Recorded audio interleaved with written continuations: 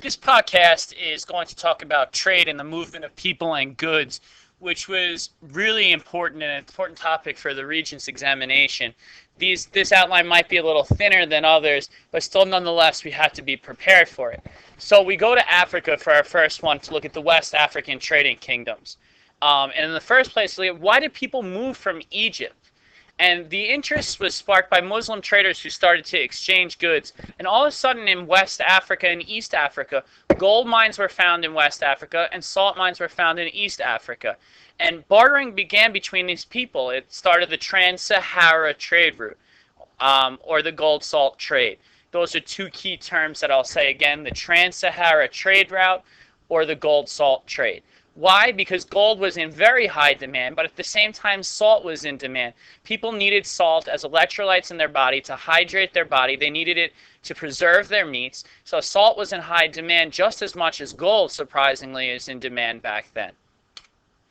The three kingdoms that we need to know about are the Ghana, Mali, and Songhai, and they all have three common features. They were all along river valleys, and the control of their gold salt trade made them very wealthy.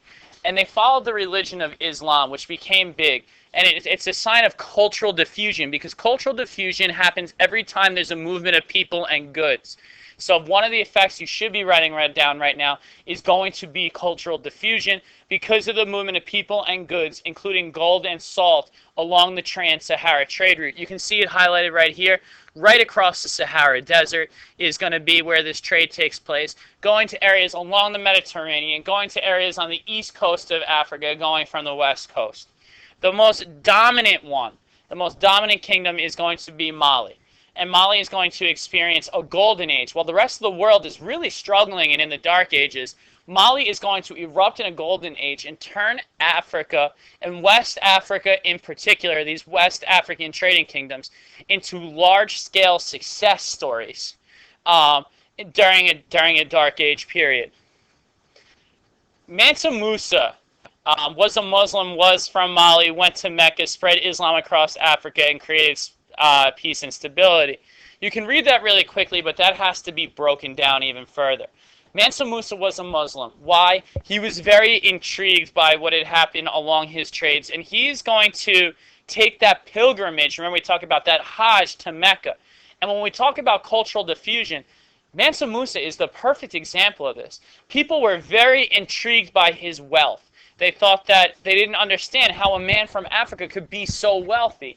So it intrigued people and pulled them back to Mali to explore what was there. And it made the city Timbuktu, Timbuktu,